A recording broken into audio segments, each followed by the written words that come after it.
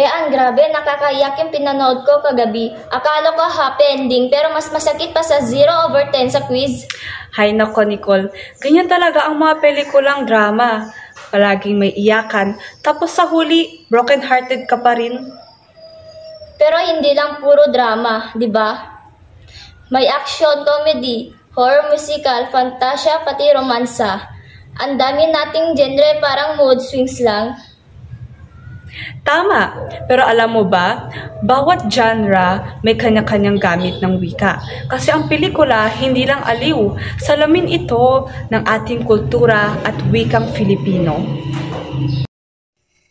Trivia time. Alam mo ba kung kailan nagsimula ang pelikulang Filipino?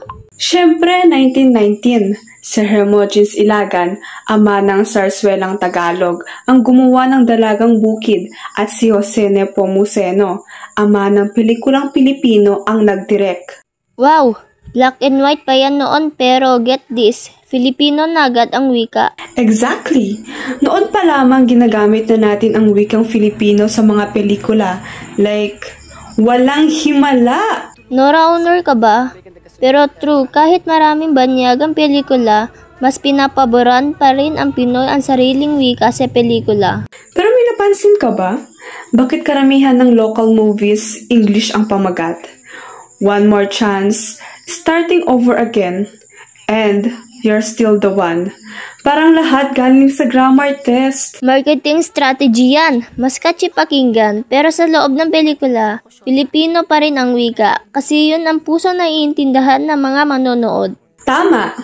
Ang wika sa pelikula ay parang special effects, nagbibigay buhay, damdamin at connection sa audience. Ang iba't ibang klase ng pelikula ay, una, drama. Tumatalakay sa mga personal na suliranin at damdamin ng mga tauhan upang mapaiyak o maantig ang puso ng manonood. Pangalawa, action. Nakapokus sa bakbakan, habulan at pakikipaglaban na nagpapakita ng katapangan ng mga karakter. Pangatlo, epiko. Nagpapakita ng kabayanihan at maalamat na kaganapan sa isang makasaysayang o mahiwagang panahon. Pang-apat, historical. Batay sa tunay na pangyayari sa kasaysayan upang ipaalala ang mga aral na nakaraan. Panglima, katatakutan. Layuning takutin o kilabutan ang mga manonood sa pamamagitan ng mga kababalaghan o panganib. Pang-anim, komedya. Dulang puno ng katatawanan at kasiyahan na may magaan na masayang tema. Pangpito, musikal. Ginagamitan ng awitin at sayawan bilang bahagi ng pagsasalaysay ng kwento. Pangwalo, fantasya. Dinadala ang manonood sa mundong puno ng imahinasyon, mahika at kababalaghan. Pangsyam, pag-ibig o romansa. Umiikot sa kwento ng pag-iibigan, kabiguan o sakripisyo sa ngalan ng pag-ibig. Pang-sampo, pantalambuhay, biographical period film. Tumatalakay sa tunay na buhay ng isang tao, lalo na pinakamahalagang bahagi nito. At ang panghuli, science fiction. Nakabatay sa mga hindi tanggap ng agham tulad ng aliens, robots, o paglalakbay sa ibang planeta o panahon.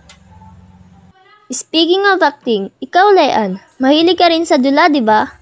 Oo, sa dula hindi lang basta arte. Ito ay pagpapahayag ng mensahe sa wikang tunay nating naiintindihan. Ang dula ay isang uri ng panitika na itinatanghal sa entablado.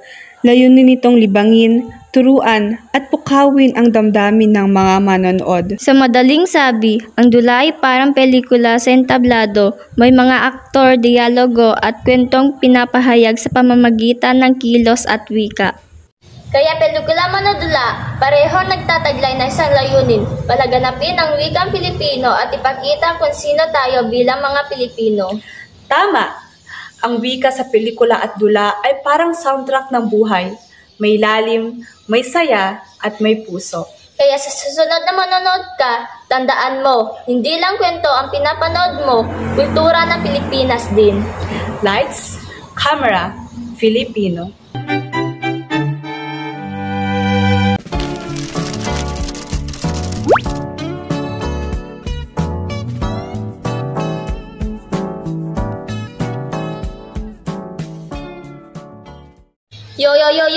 Mga kabataan ng bagong henerasyon, pag-usapan natin to, wika sa aksyon. Okay, game ako dyan, Nicole. Let's talk about how Filipino hugot lines, pick-up lines, show how creative and relatable Filipinos are sa paggamit ng wika. Alam mo ba, Leanne, ang flip-top ay parang modern balagtasan, pero instead of poems, rap verse na may tugmat banat. Yup, it was officially founded in 2010 ni na Enigma at Rhyme B. Kaya nga naging sikat sa kabataan kasi walang script, puro freestyle. Exactly, kaya madalas ginagamit ang balbal at kolokyal na wika, yung tipong wagang epal bro o sa laban na to, ako panalo. Pero hindi lang basta banat. Ang flip-top ay laro ng talino at wika kung saan nagiging expressive ang mga kabataan. At alam mo ba ang ginagamit na to sa mga paaralan? Lalo na tuwing buwan ng wika, instead of balagtasan, flip-top battle na may tema. Ang galing, no?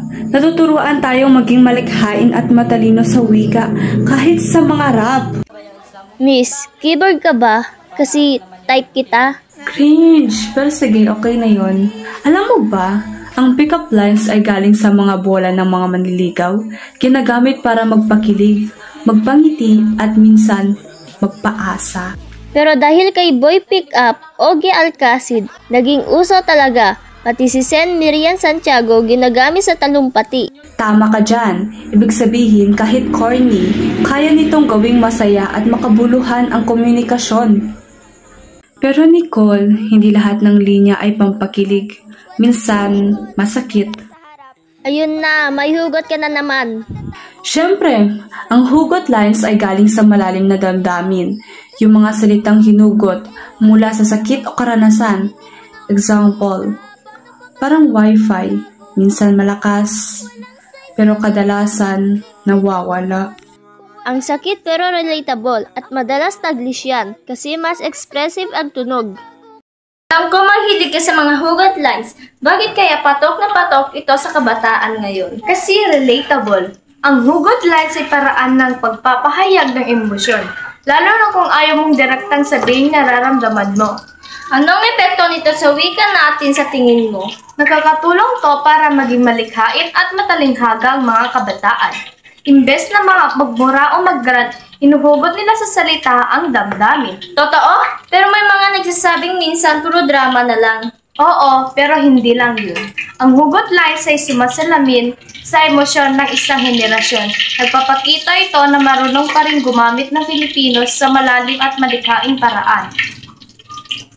Para sa akin, mahalaga ang flip-top, hugot lines at pick-up lines sa pagpapaunlad ng wikang Filipino kasi dito nakikita na buhay at ginagamit talaga natin ang wika araw-araw.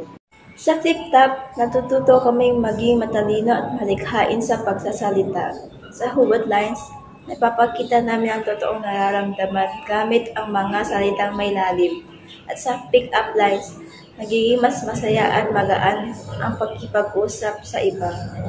Kaya kahit moderno ng panahon na, dahil sa mga yan, patuloy naming nagagamit at minamahal ang wikang Filipino sa sarili naming paraan. Sa bawat flip-top battle na puno ng talino, sa bawat pick-up line na nagdudulot ng ngiti, at sa bawat hugot line na hinuhugot sa puso, napatutunayan nating ang wikang Filipino ay hindi naluluma, kundi patuloy na sumasabak sa tibok ng kabataan. Ito ang wika ng damdamin, ng katotohanan, at ng kultura. Kaya kung titingnan mo, flip-top, hugot at pick-up lines, lahat yan ay patunay na buhay at makulay ang wikang Filipino. Tama, hindi lang basta salita, kundi paraan ng pagpapahayag ng damdamin, talino at kultura. At sa bawat tawa, kilig o sakit na dulot ng mga ito, isang bagay lang ang malinaw. Filipino ang puso ng bawat linya. So mga kabataan, gamitin natin ang wika sa paglikha, sa pagkikipag-ugnayan at sa pag-unlad. Mic drop. Wika mo, pahayag mo.